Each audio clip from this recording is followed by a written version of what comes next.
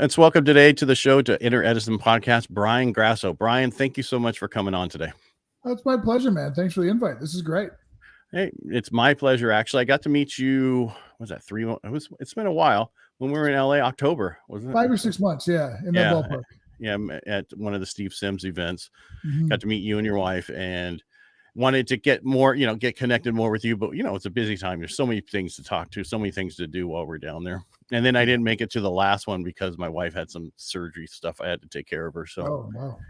Well, I was a corpsman in the Navy. So my wife thinks I'm the perfect nurse, even though she's the nurse. And and I get from her, shut up and get out of here. Stop crying about your problems. I can feel that. That makes sense. That makes sense in my head. I have sympathy and empathy. She just has, but that's what real nurses are. That's right. All right. The reason I haven't wanted you on the show is because I know you're involved with many different things, from coaching to training, working out, all the different things. Mm-hmm. And our thing about our Inner Edison is our greatest accomplishments come from our greatest defeats. And a lot of people think you have to, be in certain things and it only matters if you're a huge business owner, if you're huge. And I want people to understand it can happen in any aspect of what you're doing. And that's kind of what I wanted to talk about today. What's really your background, and along the way, what were some of those Edison moments? Yeah, no, I mean, listen, I love your philosophy on helping people understand the importance of failure, because it's factually true. So I jive with it universally. In terms of background, I started my career off back in 96, I believe. 96 is when I graduated college, and I worked as a performance coach for elite athletes. That was the first 13 some odd years of my career. It was fun. I enjoyed it. I got to travel around the world, and I worked with, some of the greatest athletes on the planet at professional, Olympic, and national team stature. It wasn't really, my role didn't have a ton to do with physical training or physicality. Mostly what I worked on was mental, emotional, which is always which is actually one of the biggest things for performance people. I knew you're probably going to get there and I interrupted, but I want to have a kind of conversation. I'm glad you said it, because if you learn to play golf, the first so many years, it's 90% physical and 10% mental, and then it totally changes down the road to where you're perfect with your form, but your brain can mess everything up. And it's so important to understand that in sports. But my other question I was going to ask you is, how did you get into, all right, so you're in college, you graduated, what was your degree in? Was it in Exercise sports medicine? Science. Okay. Exercise science, yeah. And then how did you get on with getting that job to get to what you were doing? Yeah, it was an internship, to be honest. Okay. My senior year of college, we had to get an internship, and there was this brand new facility. I'm from Toronto, Canada originally, and it was called the High Performance Specialists. And their entire clientele were elite athletes. And so I stopped by their facility one day and told them that I was looking for an internship for college, and they granted it to me. The day after I graduated, they hired me. So it was very fulfilling and incredibly fun work, to be honest. And Ed, pursuant to what you said, I'm actually really glad you said that, because it's a misnomer that most people don't understand. When it comes to the gold and silver medalists that are given Olympic Games in any sport, the question I get asked the most is what separates those people? Like, why the gold versus the silver?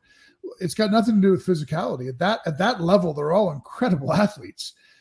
It's the half square foot of real estate above their neck, like this right up here, your head. That's where the gold is won or lost. And a lot of conjecture in our society. It's a very interesting thing to sit in the middle too, because I'm not worth $145 million, and yet I worked with athletes who are.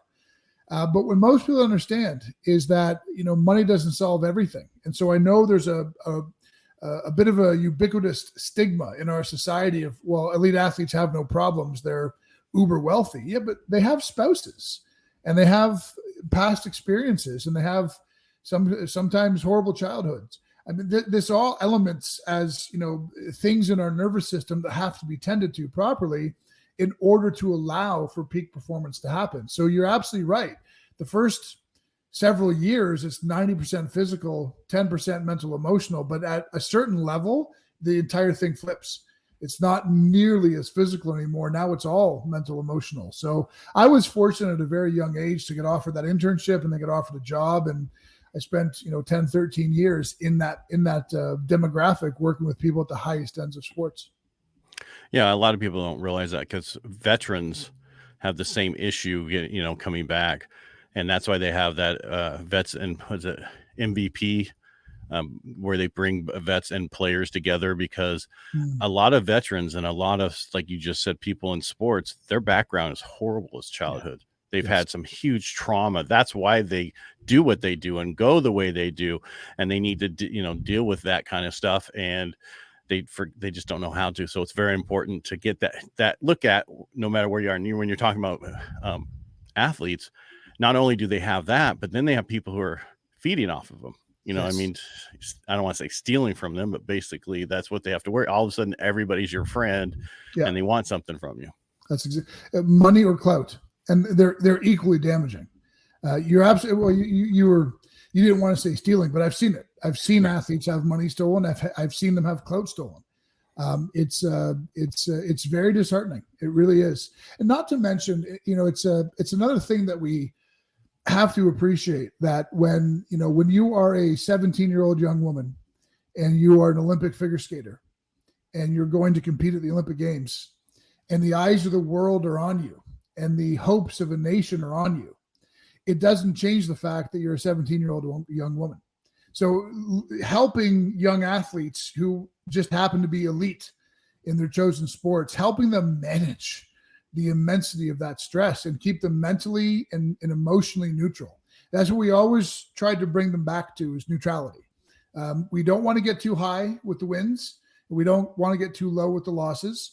And there's a great spiritual component to that. People often assume that, we want to celebrate the wins in a mega way. And we would always argue not at all, because what goes up is going to come down. And if we get really accustomed to celebrating at a high max level when we succeed, we have to be prepared to understand that our nervous system is going to go the exact opposite direction when we don't succeed, when we fail. And so what we're always striving for is neutrality. And I know it, I'm sure we're going to get there, but that's a segue that's worthy of talking about with respect to the concept of failure, is that it's not failing that's the problem. It's the perspective you're keeping about your failing that's the problem.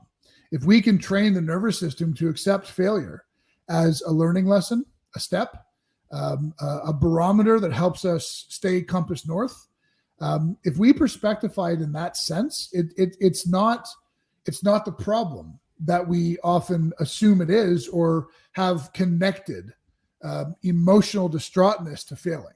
It really is not the action of failing; it's the perspective we're keeping about it. Right, and we might as well stay here. But how do you get through to somebody about that? Okay, great question. So you don't have to keep fluffing up my my ego. Keep telling me how great my questions are. Let me tell you, I'm going to tell you why. I've been a guest on 40,000 podcasts at this point in my career. I don't always get asked great questions. So when I do, I like to say so. That was a great question. I try, I try to listen and ask questions that are related to the way I'm taking the podcast. Sure. It's the same thing I do business, how I take people down a path. And I'm sorry to interrupt, but I had one person on the thing. He goes, "Man, you're listening to me." It's like, that's the purpose of a host of a podcast. Ask questions, have a conversation, keep the conversation going the way that the thing's flowing, not change it. Yeah. I'm going to stay in that exact circuitry for 1 second. My least favorite podcast is when the podcast host sends me an email 3 days before the podcast with the 20 questions they're going to ask me. And I'm like, how do you know? How do you know right now that that's the conversation we're going to have? You didn't do that, so I really appreciate it. No, I'm a conversationalist. Yeah. That's what I do. I do for a living I've been in the mortgage industry for 25 plus years.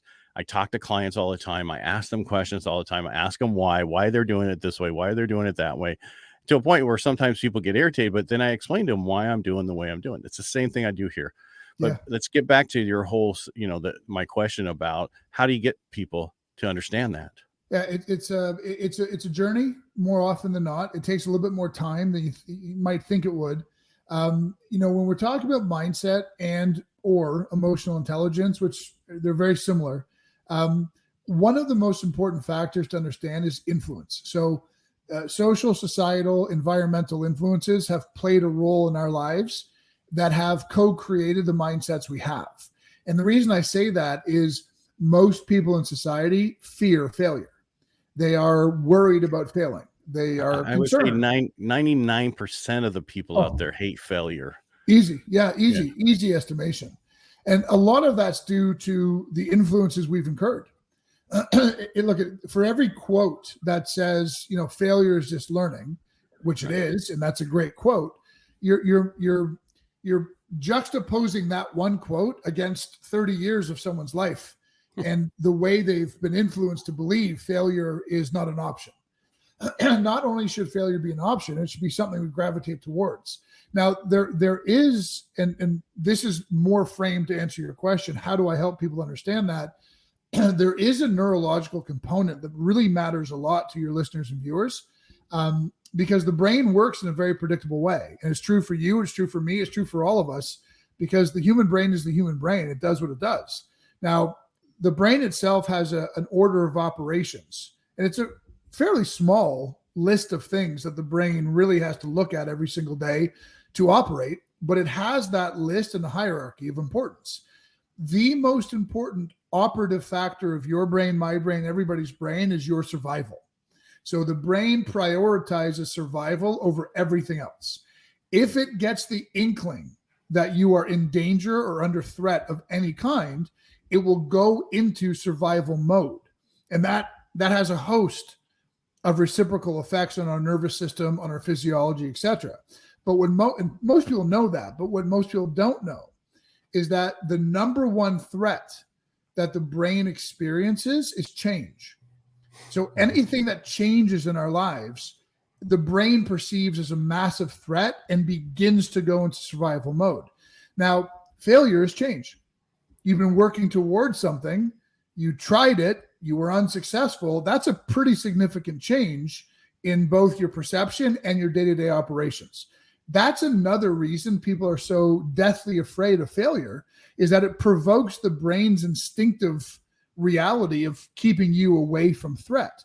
So the best way I have found in 30 years of coaching and teaching to help people understand that is to teach them that science. Like, have an honest conversation with them about what their brain is doing, why their brain is trying to protect them, why we go into self-sabotage mechanisms at the prospects of failing is simply because it's a neurological adaptation that has evolved. Our brain has evolved to this place. Once people know that, we can move into exercises that help them effectively reduce the symptoms of the brain trying to protect them so heavily. So it's a journey, but that's my answer. Yeah, but I want to go back to your saying about self-sabotage. Yeah. Because not only on failing, but winning. Yes. When people are at the top of their game, there's so many times they self-sabotage that they shouldn't be there. They shouldn't be at this level. There shouldn't be all this over here doing this. And they go do stupid things. Mm-hmm. You see it all the time with athletes. All of a sudden they get in trouble for doing this or having this or doing that because they're self-sabotaging because of what they came from in their life. Same thing with veterans. When they get out, they get into trouble with the law and other things because what they're used to and what they've been doing. So that change works both ways, whether you're winning or losing. And back to the change, people hate change, period. Not only change, but they hate making a decision because they could be right or wrong. And the problem is people will make fun of them when they're wrong. Yes. Right. When they make it. But the same people won't say congratulations when you're right. Also true. And what you said there was, in the scope of this conversation, it was ideal because the things we've talked about so far are influence, and then secondarily, neurological realities of the brain and how it's evolved. And self-sabotage looks at both of those. Mm-hmm. Meaning, you mentioned this, that an elite athlete might start to sabotage their own efforts. And you're right. And what people don't realize is that the Michael Jordans of the world, to use, a basically obvious example, people don't realize how unbelievably outlier or 1% athletes like that are. And the reason is this: if I'm going to the Olympics and let's just say I'm expected to medal, but I end up finishing 10th, how does my life change versus if I win a gold medal? How does my life change? Truth is, if I finish 10th, I kind of come home and just go back into obscurity. Nobody wants me on their news show or their podcast or anything else. But if I win a gold medal, all of a sudden, I'm getting deals from Nike. I'm getting commercial offers. And that sounds amazing, but your brain doesn't perceive it that way. Your brain perceives that if you succeed to that level, everything is going to change. And it will protect against that change. It'll sabotage against that change. So when you see the Michael Jordans of the world, you got to recognize how 1% an outlier people like that are. He overcame that natural inclination to self-sabotage to remain as one of the greatest of all time for basically his entire career. That's remarkable if you understand brain science. Right. And I know we've been talking about veterans and we've been talking about pro athletes, but business owners, entrepreneurs, they all come from usually a background of not a perfect childhood. Yep. Some of the best business people are veterans because of what they went through and what they learned how to deal with certain things. So even though we've been talking about, sports people and veterans, this relates definitely the same to business owners. And people try. Yeah. And I just wanted to relate it for people listening that's why we're talking the way it is, because most athletes make amazing business owners once they get to the top. Most veterans make amazing business owners. The only issue with us veterans is we're very direct, which I love. And we have to, I know, but but not everybody else in your company. Not everybody does. Yeah. That's why you have to have people at a certain level who talk to different people. No, you nailed it. There are certain traits and hallmarks that tend to represent successful entrepreneurs at large. Successful entrepreneurs tend to have ADHD qualities. They tend to be very chaotic thinkers. They tend to not follow rules particularly well. And all of those factors are partly why they don't fit into society very appropriately, but they become very successful entrepreneurs. We don't follow rules. We're chaotic thinkers. We think well outside the box. We see the world as it is, and we find the gaps that nobody else is looking at, and we try to fill those gaps. It takes a very special brain to be able to do that. And to succeed as an entrepreneur, you need that kind of off-center thinking. And I agree with you. Athletes, retired military veterans, they make fantastic entrepreneurs more often than not, because they've lived that life of some chaos and some out-of-the-box thinking, et cetera, et cetera. Yeah, but some of us can't get to retirement because we couldn't deal with the way that the military is as a business. Because that's the issue is you're in an environment that you are told to do something by somebody who isn't smarter than you or better than you, but they've been there longer than you.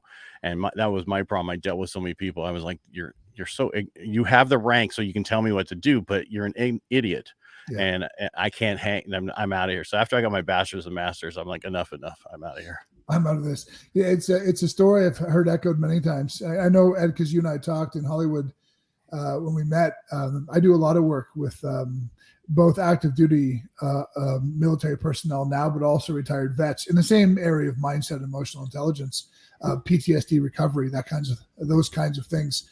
I've heard that the number of times I've heard, well, I got into the Army, but I was like 20 years, no biggie. I'll just do my 20 years and retire. But at like 8, they're like, okay, I'm out.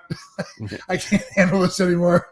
Yeah, my son's been in for 4 years. He's getting transferred to Washington State, and he re-enlisted for 4 more years. And he's like, I'm done after this 4 more. But they gave him $42,000 to re-enlist. So he's like, I have to stay. Plus, he's got to get he's going to be a nurse. So he's going to get his nursing degree while he's in. Oh, that's great. For the next, and where he's going to be up in Washington State is perfect.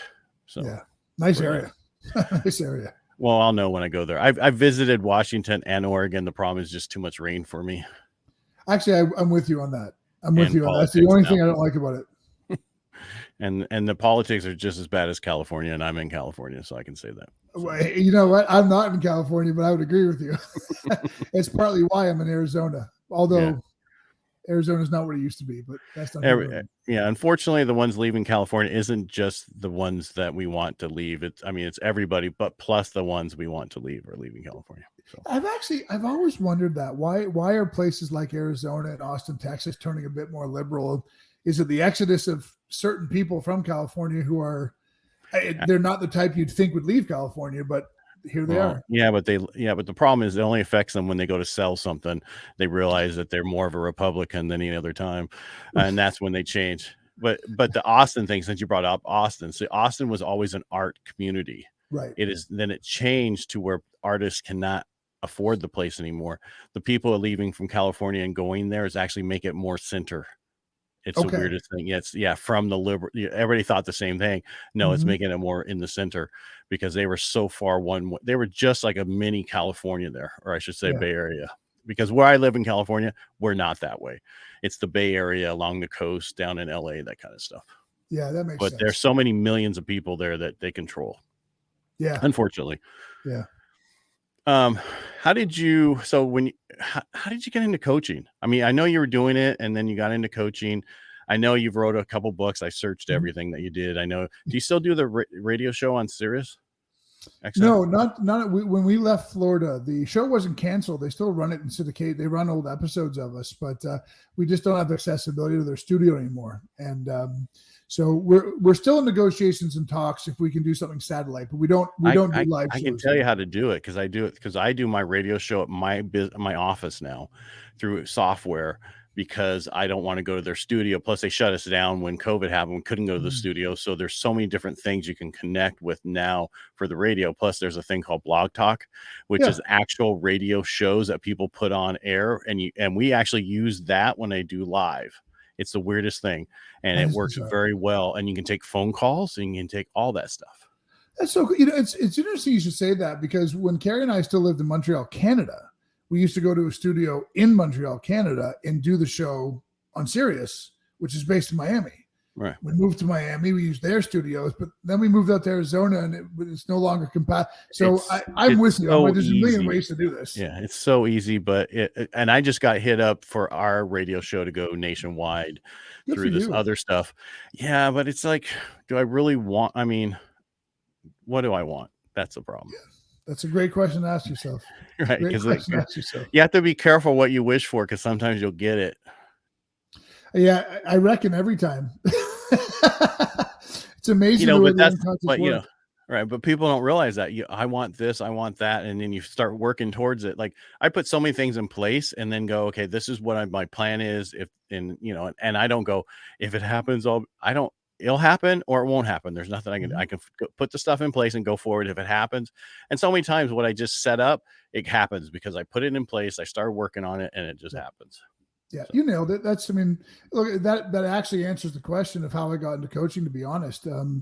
I've always, it's almost like I have to explain this entire story to make sense of it contextually for people, but I've always had a very strong interest in spirituality.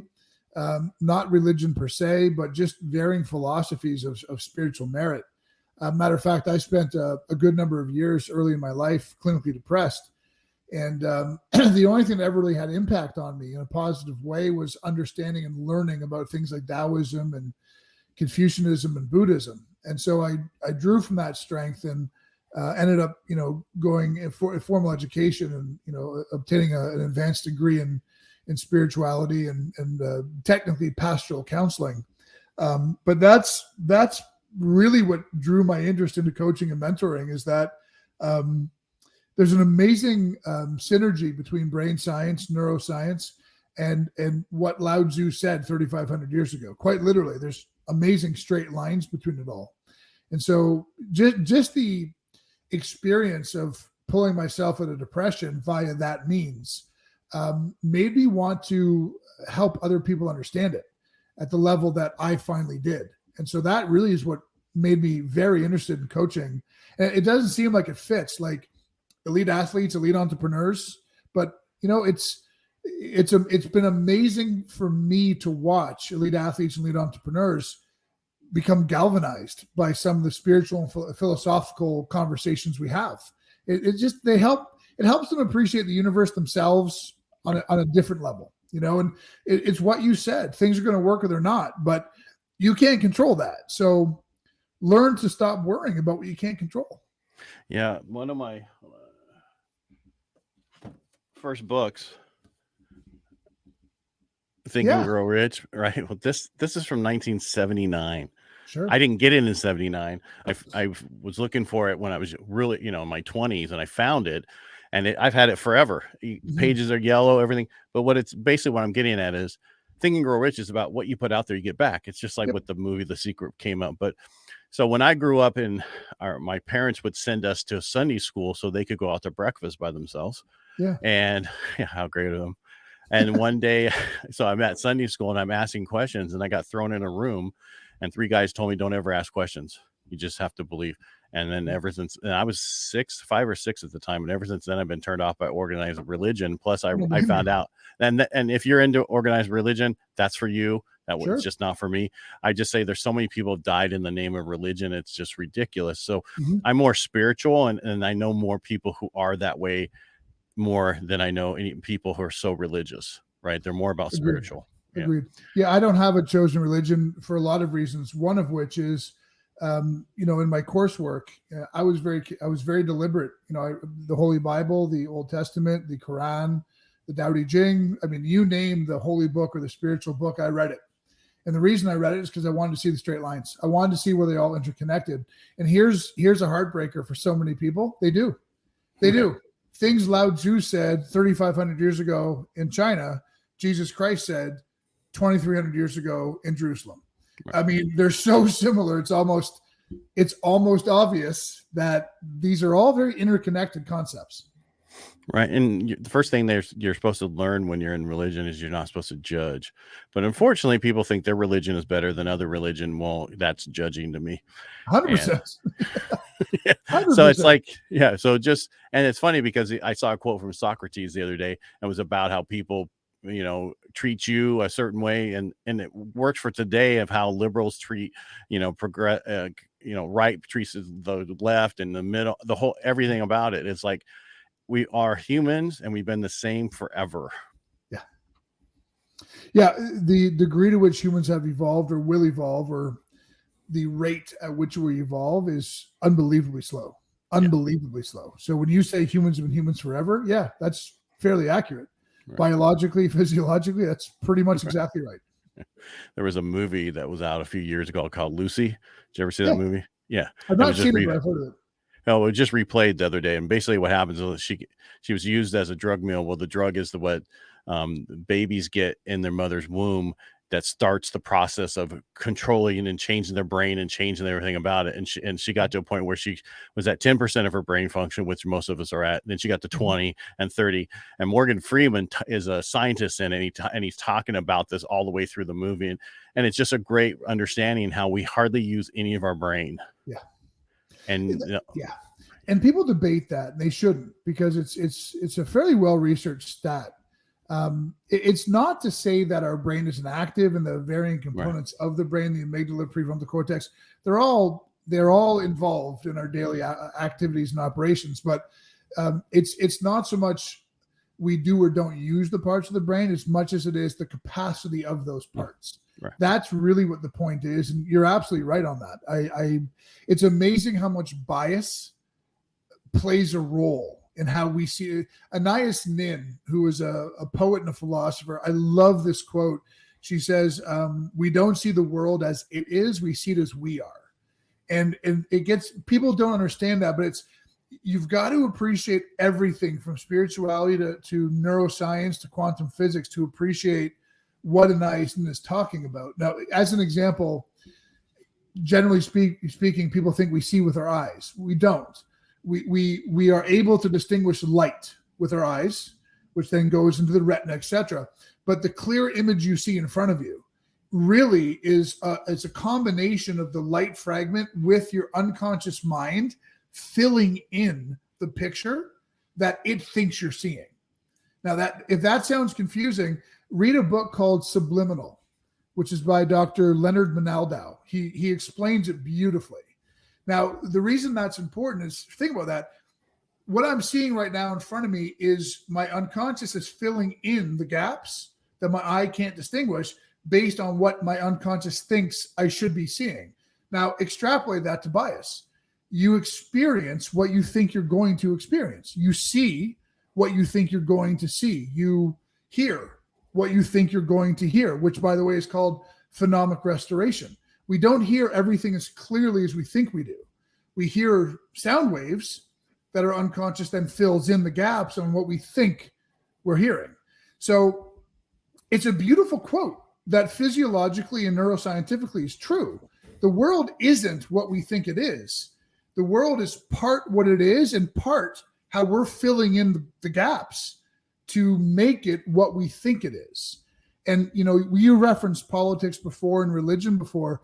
You can see where that's it's been emanating in the world forever since the dawn of humankind. But here in America right now, we are so polarized. And I'm not even picking sides. I'm just saying to everybody, I'll use a politically charged, the pandemic, COVID, okay? Right. Whether you're into the conspiracy side or the everybody wear 4 masks side, I don't care. I don't have a dog in the fight. But here's what you have to realize, and I really hope this sinks into people.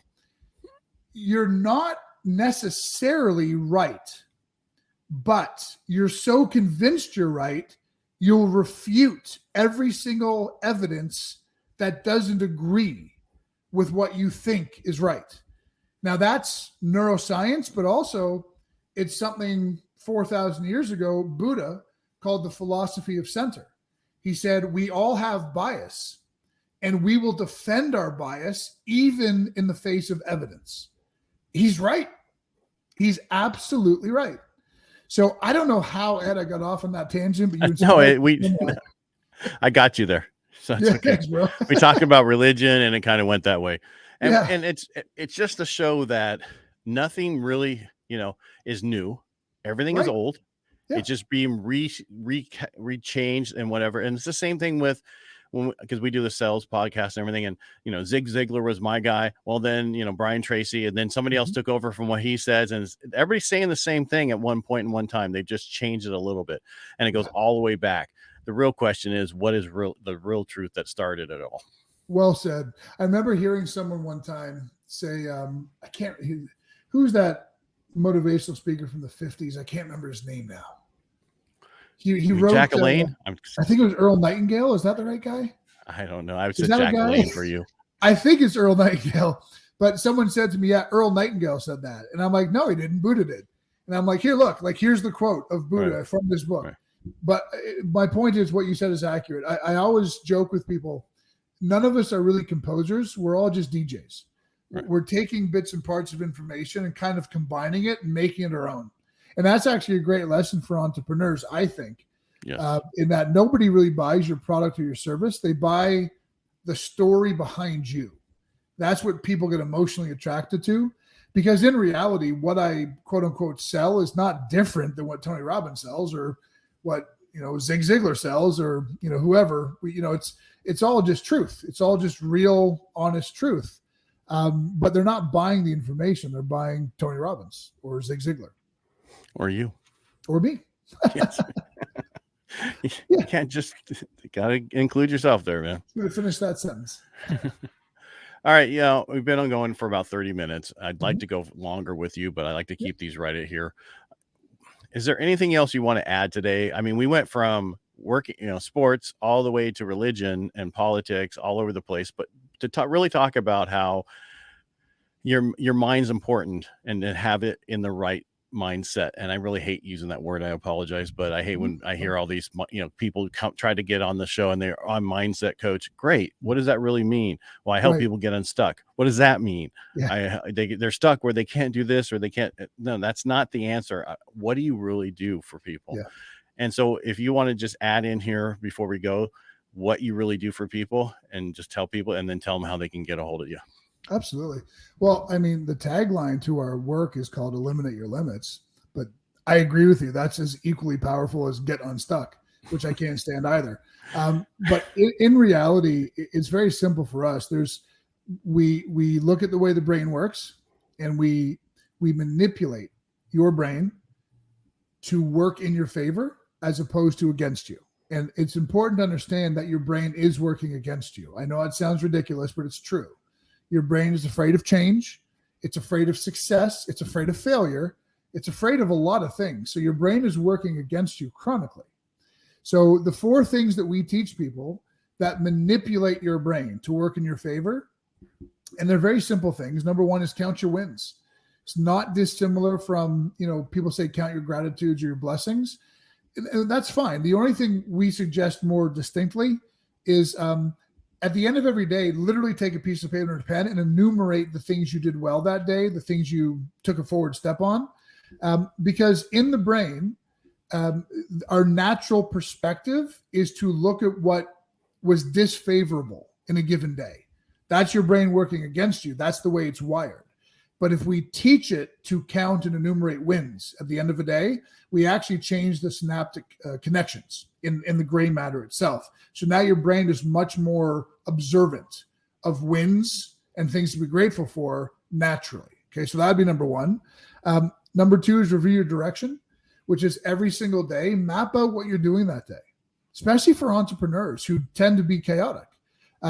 It's called closing a loop. So open loop means that the brain isn't certain where this concludes. Closed loop means the brain knows where this concludes. Your brain doesn't like open loops. If you leave a loop open, your brain's going to fill it in with something that it thinks is important, whether or not you think it's important.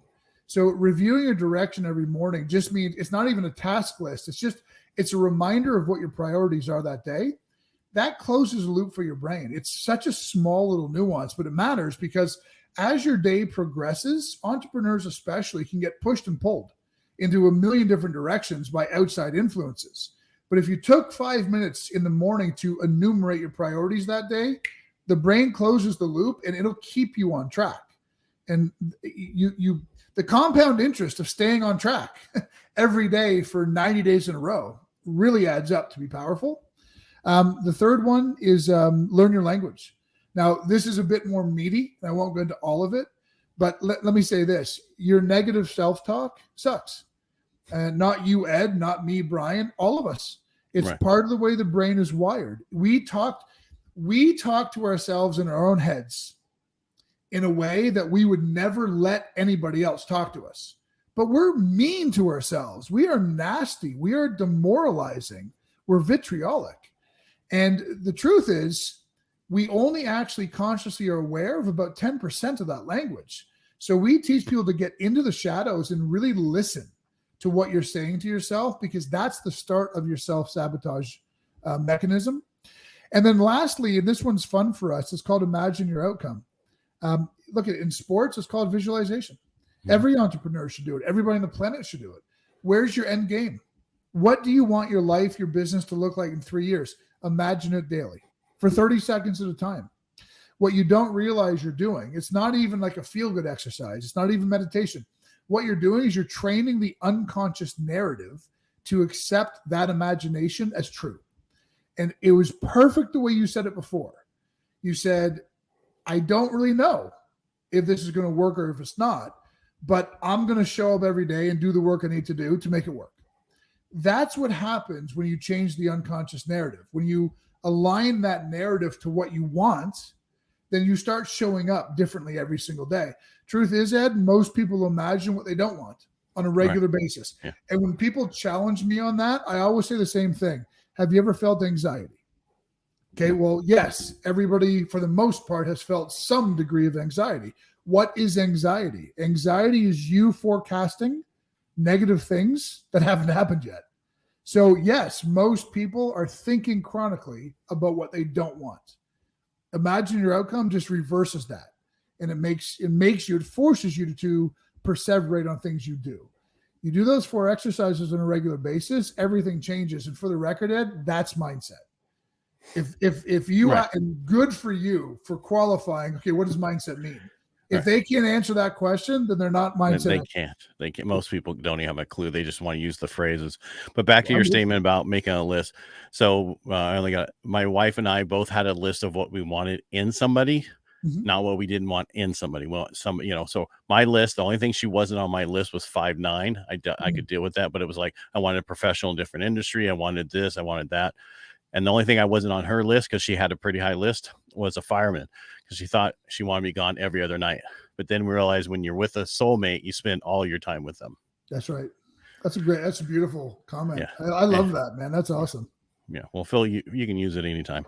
All right, Brian, thank you so much for coming on the show today. I really appreciate it. Yeah, it's been a blast. This was great, man.